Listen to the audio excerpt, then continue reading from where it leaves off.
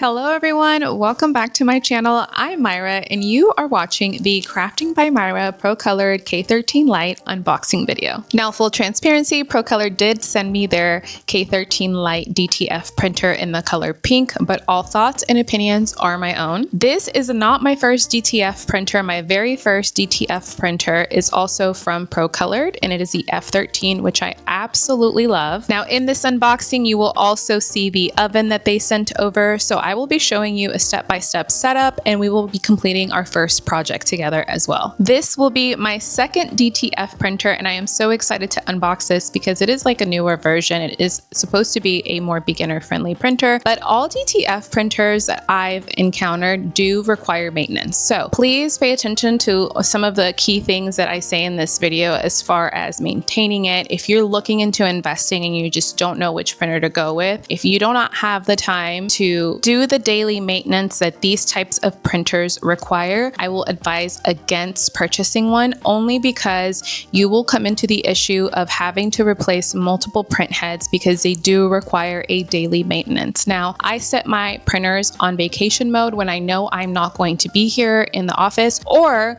if I have other projects that I'm working on and I know that I don't have the time to do a daily maintenance, I just set it on vacation mode for, I've gone about a month and a half with it being on vacation mode. That's the longest I've done because I took a trip with Silhouette Summit to Japan last year and I did not maintain my printer for about 6-7 weeks because I was gone. And so I came back and had to come back to work and all that stuff and getting settled in. I wasn't going to put and take my printer off of vacation mode because I knew I didn't have the time for it at that time. So it stayed on vacation mode for like 7 weeks and it's just fine. I'm going to make this unboxing as simple, as beginner friendly as I possibly can. So if you have any questions, whether it's this printer or the F13 printer, please feel free to leave all of your questions in the comments below and I will help as best as I can. I will also leave my affiliate link with Procolored down in the description in case you want to support me and my channel and purchase your own printer using my affiliate link. I'm really excited. I hope you are too. So let's go ahead and get started. Okay, so the first thing we're gonna go ahead and do is I'm gonna take my scissors. I do have a box cutter here just so I can cut these boxes open. And then I'm gonna have my husband help me lift these because these are not light boxes. These are pretty heavy.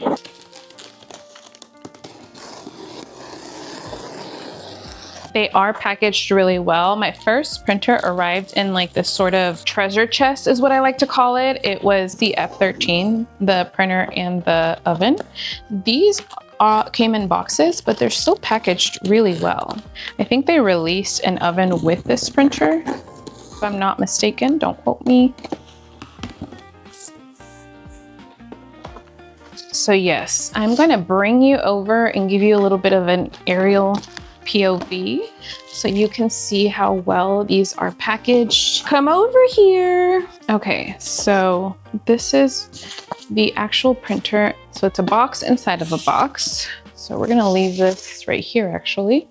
And then I'm gonna show you what the other box looks like. So in this box, this is the oven. And as you can see, I think this is like a toolkit supplies box, maybe with the powder, packaged really well. So this is what the pink box looks like. And then the oven comes packaged just like this. Okay, now we're gonna get this big guy unboxed, which I really should have started with the oven because the oven looks like it just needs the foam removed and then that plastic bag that it comes with removed, and then we're good to go. We have, I think, more materials here. Accessories box, cutting board. We have our film right here. Come on over so I can show you what this looks like. So you and I can see what it all is, because I don't know either. But this is literally my favorite shade of pink, like that ballet pink. Anyway, I'm excited. Have to remove the plastic foam, but I'm gonna move over to my oven, remove the foam, the styrofoam, and all of that good stuff. Kind of shimmy it. Have my hand underneath holding the oven. There goes one. Styrofoam. Shimmy this thing out of here. Ta-da! The pink K13 Lite printer from Procolored looks like. I still have to remove this and we need to add the inks and all of that good stuff. But this is what we look like. Has a slide out drawer feature, which I love. So I'm going to be able to put my transfer on there and just slide it in. And then as you can see, this is what the top of it looks like with a little panda. Okay, can we take a moment to appreciate the color and the shade of pink that she is? Not me matching with my brand colors, I just realized. I love it. She is beautiful. She is iconic. She is everything that I didn't know she would be and more. Okay, we are going to take the accessory box that came with the machine, and it looks like we have everything we need to add the inks to our printer. Now the inks did get shipped separately. So I'm gonna open this box really quick. So we have funnels to add our inks in if we need to the big ink holders first. We have replacement nozzles in case we need them. Syringes, you can never have too many of these. That way you're not having to go to the sink and clean them out between colors. Our waste tank, the USB to computer cable. We have our power adapter. This is going to hold our film roll in place. Oh, this is really nice. It's a cooling block. You are also going to find the K13 Lite user manual in this box, as well as the Procolored customer care card with all of the QR codes in case you want to go and watch resource videos that they have themselves. Those are going to be really, really helpful as well. Okay, so we're going to unbox this, unwrap the ink. White, cyan, magenta, nozzle protection liquid. This is very important. You're gonna feel like you're never going to use this. You are going to need this when you put this baby on vacation mode, when you have way too many projects that you're working on simultaneously and you're not going to be able to run a daily maintenance on this printer for like 2 weeks or something like that, right? Even a week, right? Even days. We have to run a daily maintenance to be able to upkeep the print quality and to maintain the integrity of the printer. This is going to be, I swear you'll forget about it. Don't forget where you place it though, because this is very, very, very important for maintaining the printer when not in use for long periods of time. You're going to get sick and tired of hearing me say that. This little brown box, we have our DTF powder. So I actually ran over to Michael's because I like to do my powder in sheets in a clear little box. Let me show you what that looks like. This is the Simply Tidy storage case. I use it to put the powder in here. Train of thought is going to be to do it this way under it, but no, it has to be placed on top and it has to go over and under. So we'll do it together. And we're going to go ahead and get started by removing these 4 screws in the back. Okay, we've got all 4 out. We need to put our brackets in there. One that says L and R for right, this way. But the left one will go here, the right one will go here. Just think of it as logically as possible, because I know there's a lot of parts and it can be overwhelming. But in order for our rod to sit here, the wheels have to be facing inwards towards each other. So let's do the bottom one, just to secure it in there. And now we do the same thing to the left side. And you'll know if you're not doing this right because it won't allow you to keep turning it if you come in at like a funny angle. Now I do want to show you. So as you can see, there's some room there. There's some room left. I went inwards a little bit more. Same with this side. So I kind of wanted to give you a visual of what that looks like. Now let me show you what this looks like from the front. This is our roll of film. The arrow should be facing towards you so that it can feed in here, not underneath. You can see that it's on top. So here we have our cutting tray. Now I'm gonna cut this open so that we can install this right here.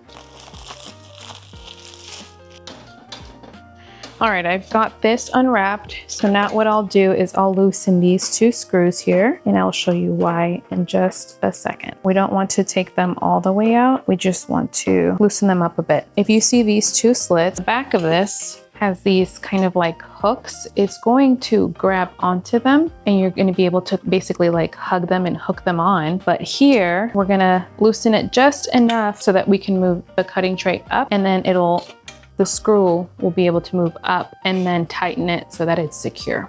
So you won't be able to see that from that angle, but I will do it from down here. And just like that, our cutting tray is secure and ready to be used. I'm gonna go ahead and remove this blue tape. This is holding the cutter together so that it doesn't move around. And we'll be able to slice our paper when it comes through. As you can see, I tighten that and once you hook it on there, it meets it at the top. You tighten both sides, just like so. And I'm not sure if you guys can see the little yellow sticker here, but it says, please note to remove the yellow fixing plate of the ink cart first and then turn on the power. So my next step was going to be to plug in the power adapter and plug everything in so that I could turn the printer on. But I'm gonna do this first. So we're gonna open this up and I'm gonna bring you closer. Pick this up and remove it. It's pointing you towards this. This is what they want us to remove. So we're gonna take our little screwdriver and remove that. And I'm just gonna place this in that Ziploc baggie that I had at the beginning. And we're also going to remove this tag right here. And so now, when I turn the printer on, the cartridge can move freely without being stuck to anything. So this is where our power cable is going to go. And then under this film, right here is going to be where we're going to plug in the other cable that's going to have that other end that's a USB that's going to go into our computer. So here we have USB to the machine. So let's plug this in. And might I add that I love how long this cable is because it's going to need to go to your computer. And don't you just hate when they're just so short and you have to stand somewhere to be so close to your machine? You won't have that problem. And our power adapter. Plug it into my laptop. And it is also a good idea to have the dongle nearby, which I'm going to show you what that looks like. Now it's going to come in a baggie like this, and it's going to be in one of the little slivers in that black box that it came with, the accessories box. So just make sure you don't misplace it and don't throw anything away by accident. But I'm going to go ahead and open this and just put it on top of my laptop because I know I'm going to use it. So as it was doing the print test, the no ink print test, it was blinking blue. And as you can see now, we have a solid blue light. That's a good indicator that everything is running as it should be. Now I haven't removed the film from here, so I'm gonna go ahead and do that. And I also forgot to install this on the top of my printer. So I'm gonna go ahead and close the lid and do that really quick. This is to go here. So we're gonna take the screws out and just go ahead and screw that in. Okay, so we went ahead and installed this, and now don't forget to remove the film that goes right on top of this. But it's so cute. Okay, now we're gonna move over to the inks with the initial of every color. So cyan, magenta, black, yellow, and white. The store is magnetic, but as you can see, you open it and here are your inks, and this is what we're gonna work on filling up right now. And then you just close it.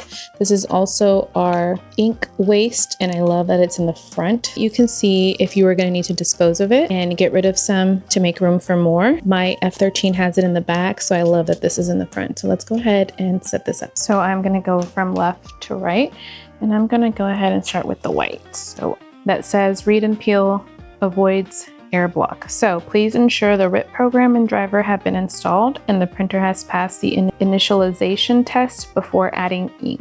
So we already did that, so we're good to go. Something that you want to make sure you do is shake your ink before you add it, because the white the particles in there tend to come and sit at the bottom. And I'm gonna go ahead and take my box cutter and see if I can remove this little top part. And I'm just gonna go ahead and dump this in. And I'm gonna go ahead and put the lid to my white because the white is done. Okay, next I'm gonna do yellow.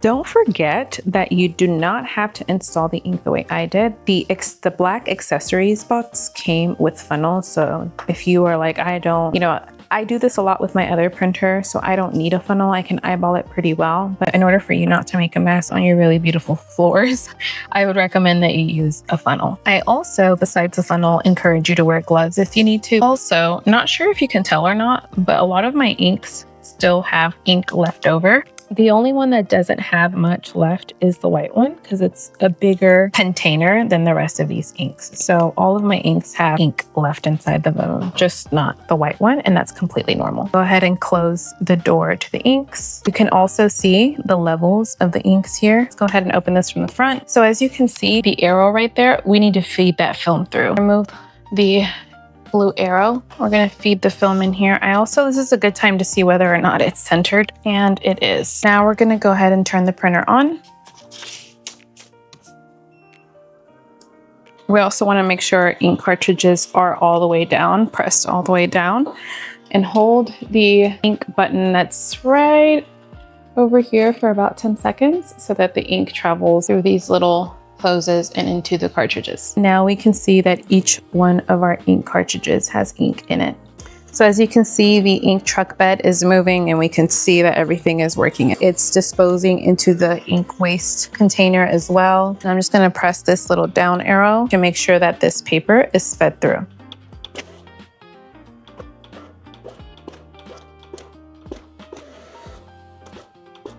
It has been fed all the way through. Now from my computer, I'm gonna go ahead and click Clean Nozzle, that button right there. And after it cleans the nozzle, I'm gonna go ahead and click on Print Test Strip just to make sure that our inks are installed correctly. You can see it's printing now.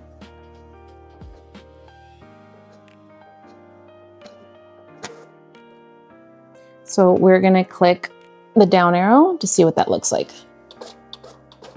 So we do have some breaks in the lines, so we are gonna go ahead and do another nozzle check cleaning. So something else we want to do before we get our printer to start printing is, I'm not sure if you can tell, but this shouldn't be clear. They should be filled with ink. Let me see if I can get a different nozzle to compare. These are not filled. We wanna make sure that each one of these ink cartridges is filled with ink. And as you can see, it's not. So we're gonna use the syringe to make sure we extract as much ink from there as possible. Okay, so I'm gonna go in with this syringe in yellow, extract ink until it's filled, as you can see. And what I'll do is not waste this ink. I'll go dump it into the yellow ink container bottle. We're gonna put this one back where it was. Having a napkin nearby will be useful. I'm gonna wipe the little bit of ink that I spilled there. Now we're gonna leave our syringe there. Remember, we don't wanna mix the colors, so I have to now go put this into and rinse it out with water in the sink. And now I'm gonna do the same thing to the red. The red is not filled, so watch. I'm gonna extract ink and then it's gonna fill up. Just like so. And we wanna do that to every single ink cartridge. To help my inks out, I went ahead and imported an image, a purge sheet, so that I can print this and it can get my inks going. I'm gonna send this to print down here, sending to printer. This is what I call a purge sheet. I'm gonna leave it linked in the description of this video. I actually got one from a friend and it's free to download. It's now printing the white over it. So what it does is first it prints the color and then it'll print the white ink over the top of that color. So now we're on to yellow and then it's gonna coat the yellow in the white ink. I did a couple of test prints and did a nozzle check and we are good to go. So let me show you what the print turned out like. We're gonna go ahead and cut this piece off. So the colors are very much vibrant and we are printing correctly in white ink. And that's how we know we're good to go. Move over to my oven and get this set up so that we can go ahead and bake this pretty much as soon as it comes out. So here's my power cable. I'm just gonna attach this to the back of the oven and then plug this into the outlet. We have our cooling block to cool down our image before we press it.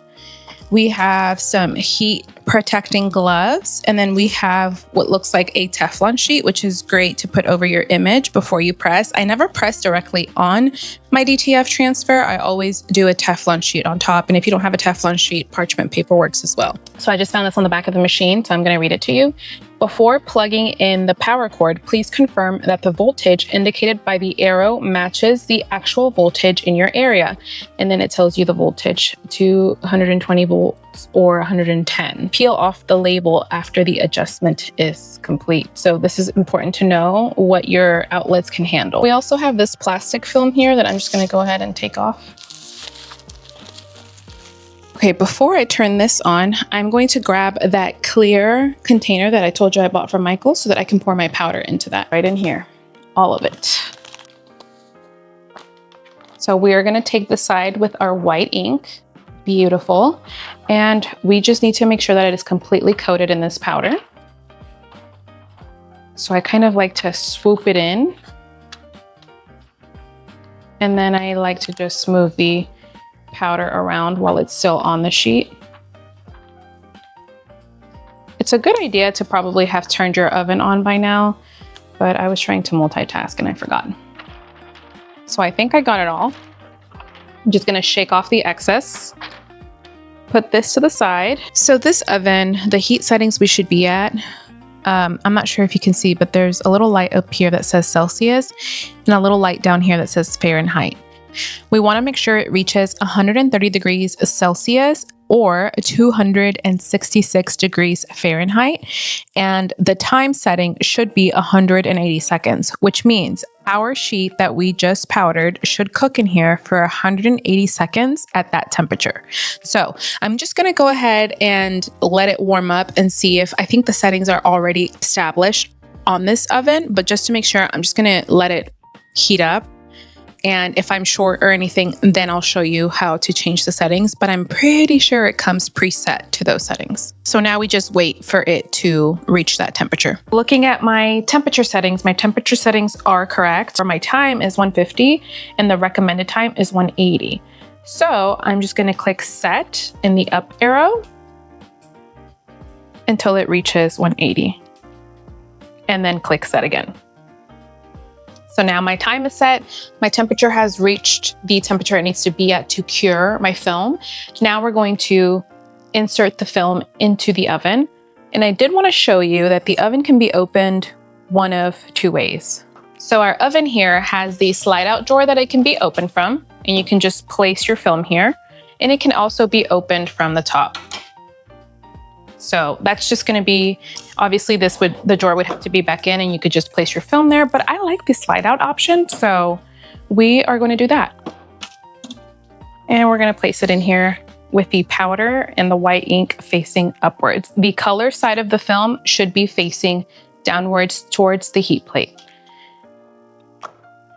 And we're going to go ahead and click the start button. And once you press and hold that start button, the countdown will begin, and it went from 180 and it goes all the way down. Once it reaches 0, see if it beeps once it reaches 0. We have our lights on the sides for the fan, and it's about 3 seconds left.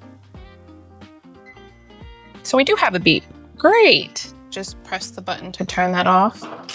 Slide this out. So once you're able to grab one corner of the film, just pull it out, and there should be an even coating. So thankfully there's enough light for you to be able to see. There should not be any loose powder. It should all look just sort of glazed and like it has been completely coated in the back. There shouldn't be any breaks or any gaps of curing. Now we're ready to press our design on whatever canvas we wanted to press it on. So let's go ahead and do that. So now I'm just using my heat press, and I have my heat settings at 320 degrees. And with DTF, you should use a heat press that has pressure that you can adjust, because we do want a lot of pressure when pressing. And I really only press for about 10 seconds to release any moisture or wrinkles. And then I set my transfer on and the Teflon sheet over it. And then again, I press for anywhere from 10 to 15 seconds as well. Once that's done, I'm going to take the cooling block just so that I can try to cool down this transfer a bit quicker. And we are going to also press one more time once we remove the film. Again, for about 10 to 15 seconds. You want to make sure that when you are pulling this clear film, that you are pulling it after the transfer has been completely cooled down, because we are doing a cold peel. that I know of, Procolored printers require a cold peel, not a hot peel. And that's it. That's how I made my shirt. Please let me know what your thoughts are and if you have any questions in the comments down below, and I will see you guys in the next video. Thanks so much for watching.